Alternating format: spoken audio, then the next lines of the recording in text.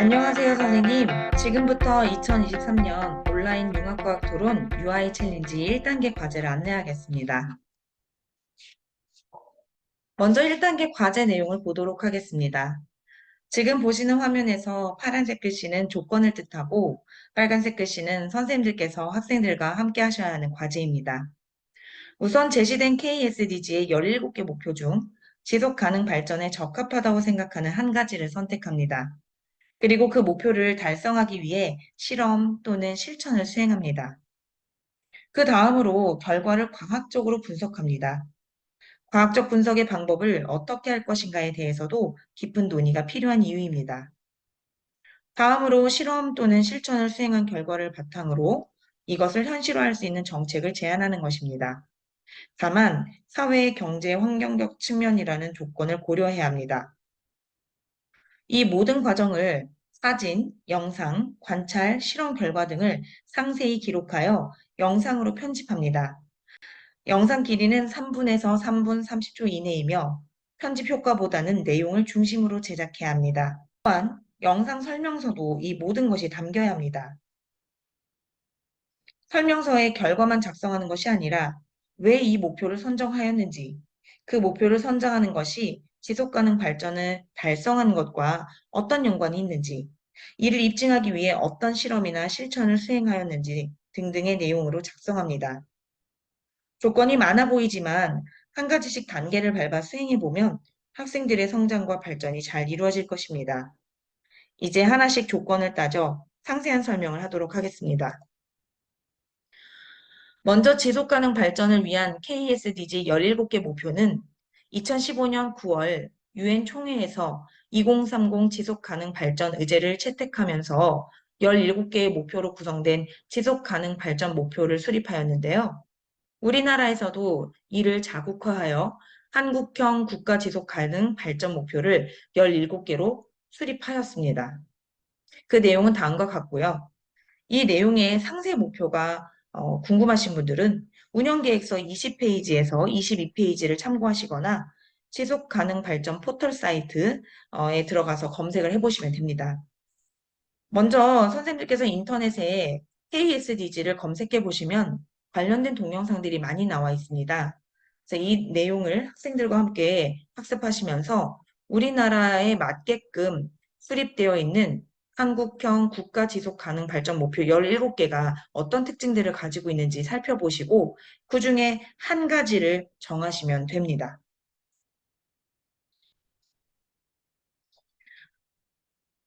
물론 방법은 여러 가지가 있겠지만 한 가지를 선택하여 실험이나 실천을 해보고 지속 가능 발전을 위한 목표랑 부합하지 않거나 부족하다는 결과가 도출되면 다른 목표를 선택할 수 있습니다. 이 과정을 모두 영상과 설명서에 작성해야 합니다. 이 방법 외에 학생들을 나눠서 모둠을 구성하고 각 모둠별로 목표를 선택하여 서로 비교한 결과로 최종 한 가지를 정하는 것도 방법이 될 수 있습니다. 이 외에도 다양한 방법을 사용할 수 있지만 가장 중요한 것은 KSDG 17개 목표 중 지속 가능 발전을 위해 필요한 한 가지 목표를 정하는 것입니다. 선택이 끝나면 이 목표를 달성하여 지속 가능 발전을 이룰 수 있는 방법을 구상하고 이를 실험 또는 실천으로 수행합니다. 이는 과학에서 가설을 설정하고 입증하는 과정입니다. 다만 그 과정이 반드시 실험실에서 이루어지는 방법만을 말하는 것이 아니라 사회과학적 방법도 포함하고 있다는 겁니다.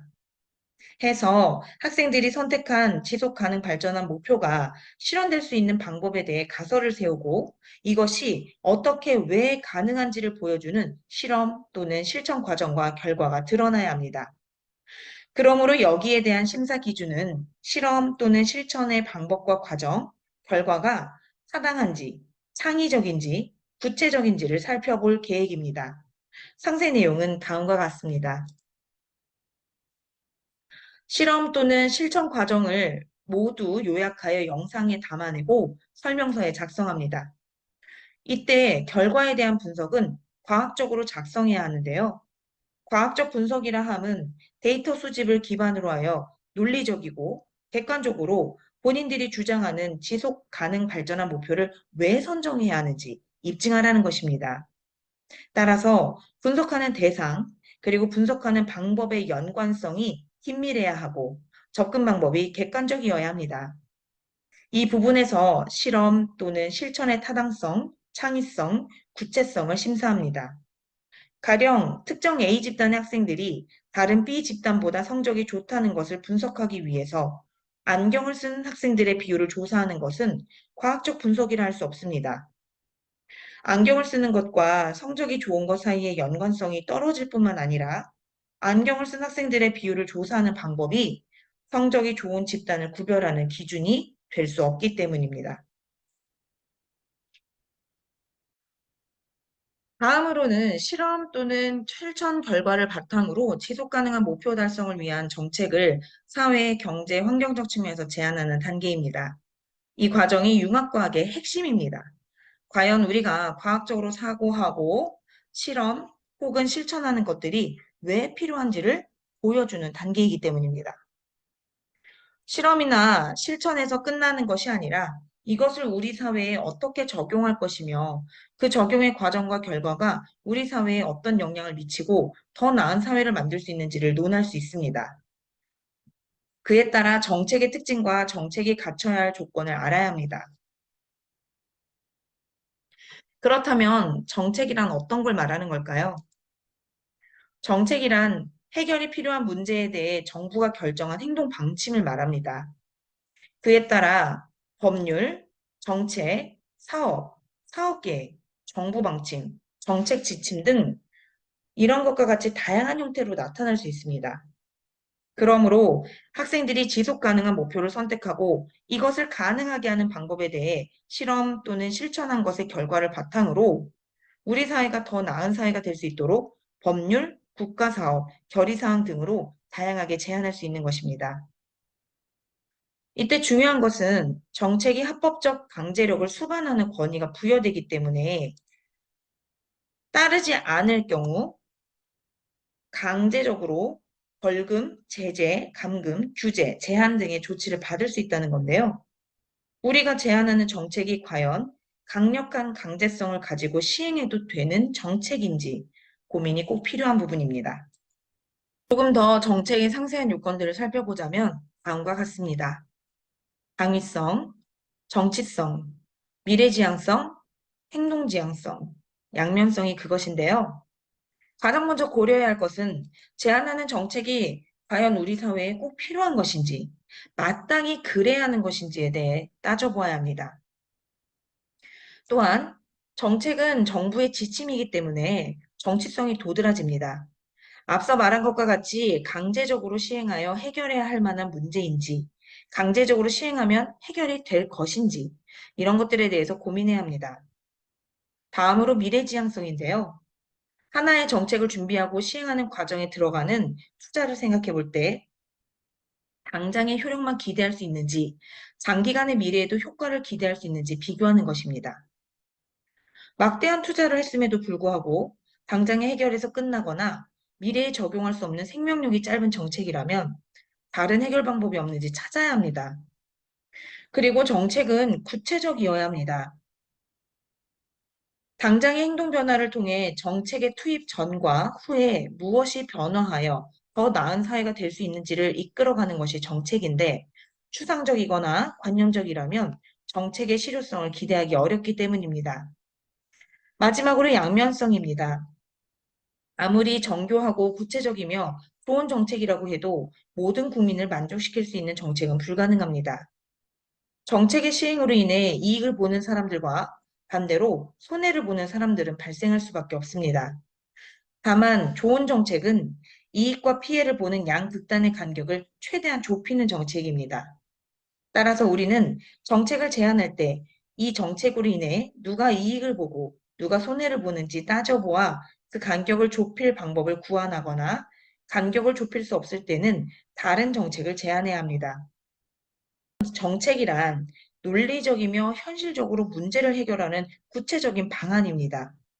학생들은 이 조건들을 사회, 경제, 환경적 측면에서 따져보아 강제적으로 문제를 해결할 수 있는 정책을 제안해야 합니다. 그렇다면 정책 제안의 유형을 한번 살펴보겠습니다. 선정한 목표에 대해 실험 또는 실천 결과를 통해 어떤 문제를 해결할 수 있는지 고민하고 이를 정책으로 제안할 때 가장 먼저 해야 할 것은 우리가 제안하는 문제 해결 방법이 기존의 정책으로 존재하는지 검색해야 하는 것입니다. 그런데 기존에 관련 정책이 있다고 해서 제안할 수 없는 것은 아닙니다. 정책의 제안 유형이 다양하기 때문인데요. 대부분은 정책을 제안하라고 하면 현재에 없는 새로운 것을 제안하는 것만 떠올립니다. 하지만 정책은 시대와 문화에 따라 변화하기 때문에 제안할 수 있는 방법이 여러 가지가 있습니다. 현재 있는 정책 중 시간이 오래되어 사회 문화의 정서나 시대에 맞지 않는 것은 정책을 폐기하자고 제안할 수 있습니다. 예를 들어 민법 915조에 친권자는 자녀를 보호, 교양하기 위해 필요한 징계를 할 수 있다라고 되어 있는데요.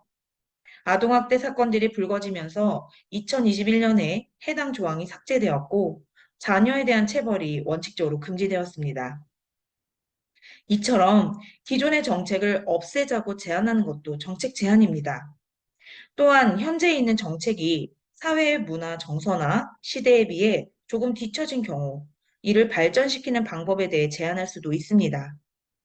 마지막으로 정책이 되면 안 되는 것을 제안하는 것도 정책 제안 유형입니다.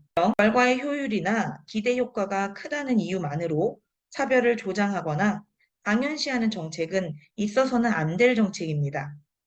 독일의 홀로코스트 정책처럼 인종차별을 당연시하는 정책이 있으면 안 되는 것과 같습니다. 따라서 정책이 되면 안 되는 금지 조항을 제안하는 것도 하나의 정책 제안 유형입니다. 조금 더 구체적으로 정책 제안 유형에 따른 유의사항을 살펴보겠습니다. 현재 없는 새로운 것을 제안할 때는 무엇이 해결해야 하는 문제인지 집중해야 됩니다. 그리고 그 문제를 해결해야 하는 방안을 구체적으로 제시하는 것이 필요합니다. 이 문제를 해결해야 할 기존의 정책을 검색해 보고 기존의 정책이 이미 있다면 이것을 발전시킬 것인지 없앨 것인지 판단하고 만일 기존의 정책 중에는 해결 방안이 없을 때 새로운 것을 제안하는 것입니다. 다음으로 현재 있는 정책을 없애자고 제안할 때의 유형입니다. 해결해야 할 문제와 관련하여 기존의 정책이 이미 있지만 이것으로 문제 해결에 충분하지 않거나 시대에 맞는 해결 방법이 아니라면 기존의 정책의 문제점을 지적하는 것에 집중해야 합니다. 그리고 그 정책이 왜 우리 사회에 현재에 불필요한 것인지 입증해야 합니다. 더 나아가 새로운 대안이나 해결 방안의 방향까지 제안한다면 더 좋은 정책 제안이 될 수 있습니다.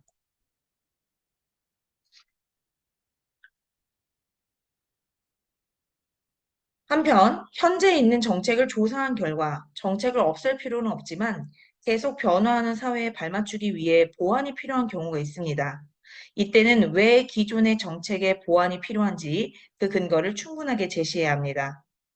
기존의 정책만으로 충분히 해결이 가능한데 굳이 보완하기 위한 수고와 노력을 투자할 필요가 있는지 생각해 봐야 하기 때문입니다. 마지막으로 정책이 되면 안 되는 것을 제안할 때는 도덕적이고 윤리적인 측면에서 고려할 필요가 있습니다. 아무리 기대 효과가 크고 결과의 실효성이 높다 하더라도 우리 사회가 지향해야 할 이상적 모습에 부합하는지 따져봐야 합니다. 여기까지 정책 제안의 유형에 따라 주의사항과 집중해야 할 것들을 살펴보았습니다.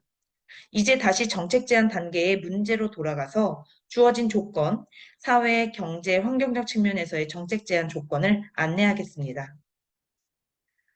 사회, 경제, 환경적 측면에서 정책을 제안하라는 것은 사실 이미 앞서 설명한 정책의 요건을 충분히 충족하면 입증이 가능합니다. 그러나 학생들이 정책 전문가는 아니기 때문에 최소한의 조건으로 정책을 제안할 수 있도록 제한하여 조건을 부여한 것입니다. 이를 살펴보기 위해서는 사회, 경제, 환경적 측면에서 각각 다뤄줘야 하는 필수 쟁점이 있습니다. 쟁점이라는 것은 서로 의견이 충돌하여 일어나는 지점을 말하는데요. 이에 대한 원인과 해결 방안이 무엇인지 검토와 검증을 통해 합리적인 해결 방안을 찾는 것입니다. 그러므로 이 검증 과정이 논리적이고 이 검증 과정에서 실험 또는 실천 결과의 데이터를 활용하여 근거를 제시하는 것이 과학적 분석입니다. 쟁점은 여러 가지가 있지만 반드시 살펴봐야 할 쟁점을 필수 쟁점이라고 합니다. 정책과 관련한 필수 쟁점은 시급성, 실현 가능성, 효과입니다. 시급성은 현재 발견한 문제가 얼마나 심각한 것인지, 당장 해결하지 않을 경우에 어떤 피해가 우려되는지, 현재 해결하지 않으면 문제가 얼마나 지속되는지 등을 말합니다. 또한 이 문제를 해결하기 위해 제안하는 정책의 내용이 사회적으로, 경제적으로, 환경적으로 얼마나 실현 가능한 것인지 따져보는 것입니다. 투자 가능한 예산 범위에 있는지, 누가 이 일을 도맡아 할 수 있는지, 인력이 있는지, 정책의 규모와 시행 기간, 준비 기간, 또 사회적으로 받아들일 수 있는 문화적, 정서적 바탕이 되어 있는지 등을 보아야 합니다. 그리고 개선 효과와 이익이 얼마나 기대할 수 있는지를 보아야 합니다. 정책을 시행했을 때 통선 효과로 다른 문제가 발생하지는 않을지, 예상되는 피해와 이익이 무엇인지 살펴보는 일입니다. 구체적으로 문제의 심각성을 고민할 때 적용할 수 있는 질문의 예시입니다. 화면에 나와 있는 내용을 한번 참고해 주세요. 다음은 문제 해결 가능성을 고민할 때 적용할 수 있는 질문의 예시입니다. 실현 가능성과 관련된 질문들이거든요. 화면 속에 있는 질문들을 한번 따져보면서 우리가 제안하는 정책에 적용해 보는 것입니다. 다음으로 개선 효과와 이익을 고민할 때 적용할 수 있는 질문들의 예시입니다. 마찬가지로 우리가 제안하는 정책에 이런 질문들을 적용해 보면서 곰곰이 따져보는 과정이 필요합니다. 굉장히 복잡해 보이죠, 선생님? 그렇지만 앞에서 설명한 복잡한 내용들을 하나로 정리하면 다음의 표와 같이 정리할 수 있습니다. 보여드리는 검증 질문은 예시일 뿐입니다. 학생들이 제안하는 정책 유형의 특징에 맞춰서 검증 질문은 필수 쟁점을 벗어나지 않는 범위에서 적용할 수 있습니다. 사회적으로 시급한 문제이며 실현 가능성이 있는지, 또 그 효과는 얼마나 기대할 수 있는지를 살펴보고 경제적으로 해결해야 할 심각성과 실현 가능성, 효과 면에서 검토하고 환경적 측면에서 시급성, 실현 가능성, 효과를 따져보는 정교한 작업이 필요합니다. 그런데 심사 기준에서는 정책 제안과 관련하여 타당성, 창의성, 구체성을 심사하겠다고 했습니다. 이는 시급성, 실현 가능성, 효과에 대한 검증을 사회, 경제, 환경적으로 따져보는 질문과 그 답변의 내용이 타당한지, 창의적인지, 구체적인지 보겠다는 의미입니다. 그러므로 시급성에 대한 사회, 경제, 환경적 검토가 타당한지, 창의적인지, 구체적인지 심사하고 실현 가능성에 대한 사회, 경제, 환경적 검토가 타당한지, 창의적인지, 구체적인지 심사하며 효과에 대한 사회, 경제, 환경적 검토가 타당한지, 창의적인지, 구체적인지 총 9가지 면에서 심사가 이루어지는 것입니다. 그렇다면 타당성은 어떤 걸 말하는 걸까요? 타당성이라고 하는 것은 실험 조사나 시험의 내용이 측정하고자 하는 요소를 정확하게 측정하고 있는가를 따지는 거예요. 앞에서 저희가 봤을 때 성적이 좋은 집단을 구별하기 위해서 조사해야 될 것은 안경 쓴 학생의 비율이 아니라고 했잖아요. 그러니까 이런 것들을 본다는 거죠. 그리고 창의성은 새로운 생각이나 개념들을 발견하는 거 또는 기존에 있는 생각이나 개념을 조합해서 새로이 생각해내는 것을 말합니다. 그리고 구체성은 상세하고 개별적인 개념들 사이의 연결성이 잘 드러나고 설명만으로도 이해할 수 있도록 제시되는지를 보겠다는 것입니다. 이 과정을 통해 학생들은 가설을 세우고 입증하는 과정에서 과학적 사고를 충분히 활용하게 될 것입니다.